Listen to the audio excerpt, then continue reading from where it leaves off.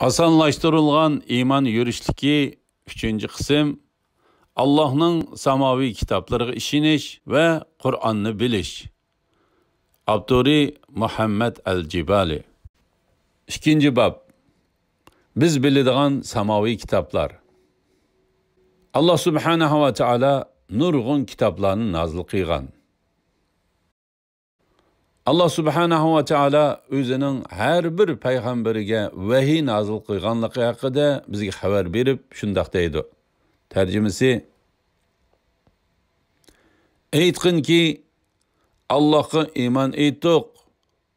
Bizga nozil qilingan vahiyga İbrahimga, İsmoilga, İshaqqa, Yaqubga va ularning avlodlariga nozil qilingan vahiyga, Musaga berilgan Tavratga, Isaga berilgan Injilga va payg'ambarlarga Rabbi tarafidan berilgan kitoblarga iymon etdik.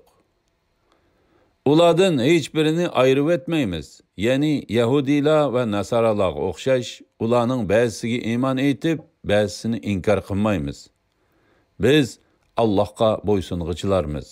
Sura Baqara 136-oyat. Allah subhanahu va taala yana shunday deydi.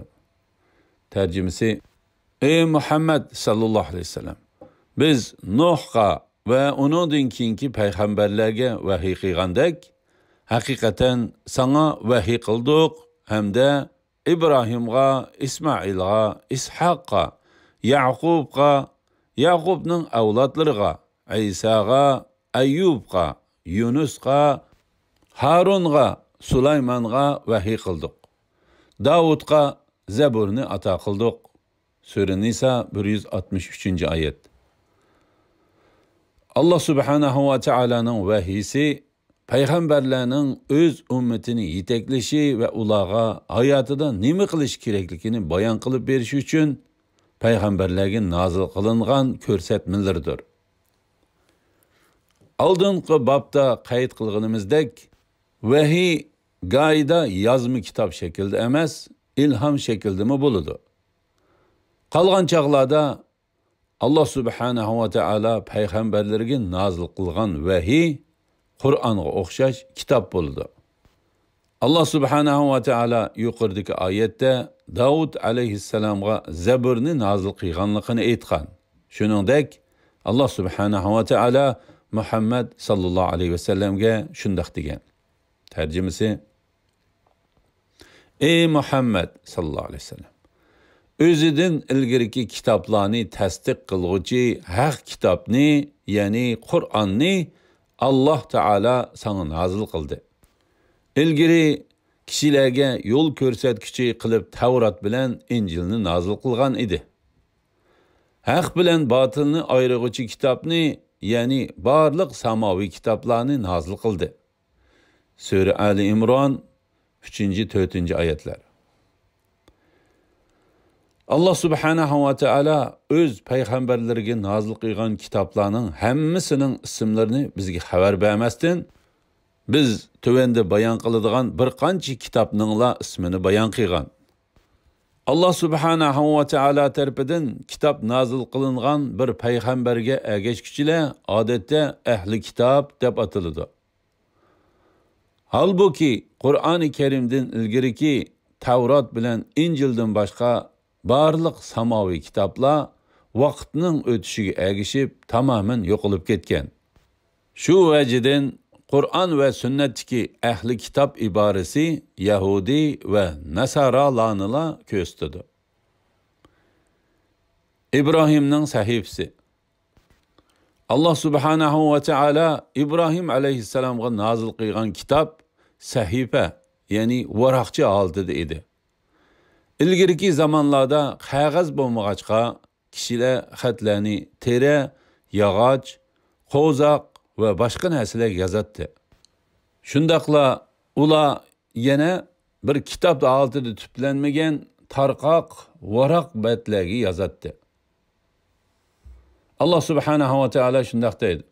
Tarjimasi: Bu, ya'ni bu suradagi va'zlar shak shubhisiz burunqi sahifalarda İbrahim ve Musa'larning sahifelerinde bardır.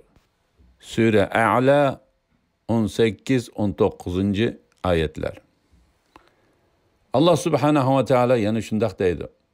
Tercümesi, u Musa'nın ve İbrahim'nin sahifelerindeki sözlerden haberdar bolmadı mı? İbrahim vefadar kişi idi. Sure Necm 36-37 ayetler. Bu ayet İbrahim aleyhisselamның Allah subhanahu ve teala özüge nazil qilgan ko'rsatma ve yol yo'riqlarni kishilarga to'liq yetkizganligini ko'rsatdi. Tevrat. Musa aleyhisselam Yahudilarga din o'gitish ve ularga yetakchilik qilish uchun avatilgan. Yahudilar Yaqub aleyhisselamның avlodlari bo'lganligi uchun ba'zida Bani İsrail, yani İsrail oğulları mu deyildi. Çünkü Yaqub aleyhisselamның yana bir ismi İsrail idi. Allah subhanahu ve teala Bani İsrailga yana nurg'un payg'ambarlarni avatgan. Allah subhanahu ve teala Musa aleyhisselamga nazil qilgan kitobning ismi Tevrat'tır. Allah subhanahu ve teala bazı ayetlerde onu bivasite Tevrat deb atagan bolsa, bazı ayetlerde kitap, sahife deb atagan. Allah subhanahu ve teala şundaq deydi. Tercümesi, Musa'ga kitapni, yani Tevratni ata qildik. Kitapni İsrail avladıga yetekchi qildik. Sure İsra 2. ayet. Allah subhanahu ve teala yana shundaq deydi. Tercümesi, biz haqiqatan Musaga Tevratni nazil qildik. Tevratda to'g'ri yo'lga yetaklaydigan hidayet ve nur bor. Sure Maide 44. ayet. Zabur.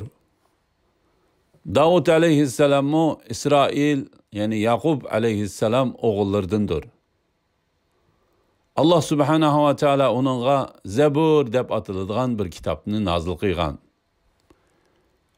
Arabchada zabara degan so'zning ma'nosi kataba, yani yezishga o'xshash bo'lg'achqa Zabur kitob degan ma'noni bildirdi.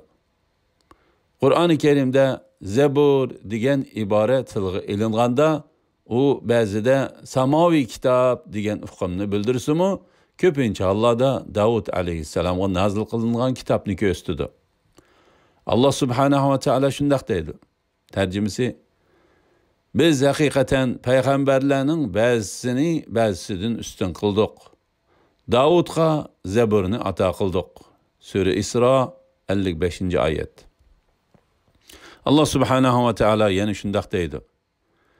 Biz zikr, yani Lavhil Mahfuzda yazgandan keyin Davud'ın nazil qilingan Zaburda ziminga, yani cennet ziminiga haqiqatan mening yaxshi bandilarim varislik qiladi deb yozdik.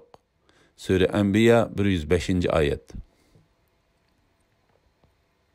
Bu ayeti tilga ilingan zikr tuvendikilerden birini ko'rsatishi mumkin. Birinci, Musa aleyhisselamның kitabı, yani Tevrat. Çünkü Tevrat Zaburdan ilgiri nazil qilingan. Shundaqla Zaburdagi o'xshash mazmunlarni o'z ichiga olgan.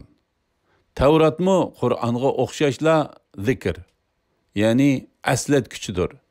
Çünkü u kishilarga Allah subhanahu ve teala'ni aslatadi ve ularni Allah subhanahu ve teala tarafga yetaklaydi. İkinci, Lavhil Mahfuz. Zabur nazil qilinishdan ilgari Lavhil Mahfuzda idi. Lavhil Mahfuz osmondagi katta xotira kitobdir. U sanoqsiz jildlik kitobga o'xshaydi. Allah subhanahu ve teala uni g'oyat zo'r ilmlarni o'z ichiga oladigan qilgan. Masalan, Allah subhanahu ve teala nazil qilgan kitoblarning hammasi aslida Lavhil Mahfuzda bor edi.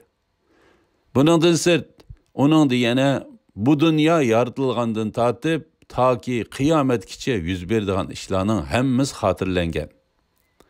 Allah subhanahu va taala biror kitobni nozil qilishni iroda qilganda, farishtalar shu kitobni Lavhil Mahfuzdan bir nusxa ko'chirib, ondan uni zaminga elib tushidi. İncil. İsa alayhissalom Allah subhanahu va taala maxsus Bani Isroilga avatgan oxirgi payg'ambardir. Allah subhanahu va taala onunğa İncil deb atiladigan bir kitobni nozil qilgan. Allah subhanahu va taala shundaq deydi.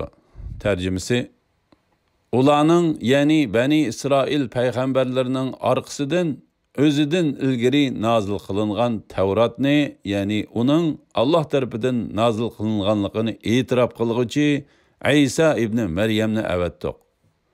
Onunğa hidayet bilen nurni öz içige algan İncilni ata qildik.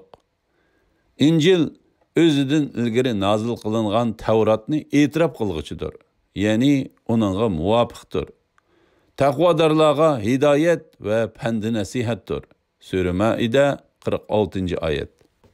Allah subhanahu va taala shundaq deydi. Tarjimasi: biz haqiqatan Nuhni, İbrahimni payg'ambar qilib avatdik. Payg'ambarlikni va kitobni ularning avlodiga ato qildik. Ulardan hidayet topganlari bor. Ularning nurg'ini Allohning itoatidan chiqqichilardir. Ulardan keyin payg'ambarlarimizni davomli avatdik. Arqadan Maryam o'g'li İsa'ni avatdik. Onunğa İncilni ato qildik. Sura Hadid 26-27 ayetler. Allah subhanahu va taala yana shundaq deydi. Tarjimasi: öz vaqtida Allah aytdi: ey Maryam o'g'li İsa, sana ve senin ananga bergen ne'matimni esligin. Aynı zamanda sana Ruhil Kudus, yani Cibril bilen medet verdim. Kichkingda, büyüşükte ve peygamber bo'lgan o'ttir yosh vaqtingda kishilarga so'zlayding. Aynı zamanda sana kitapni, hikmetni, Tavratni ve İncilni öğrettim. Sura Maida 110. ayet. Allah subhanahu wa taala yana shundaq deydi. Tarjimasi: Allah onunğa xatni, hikmetni, yani söz hareketi to'g'ri bo'lishni, Tavratni, İncilni öğretdi. Sura Ali İmran 48. ayet.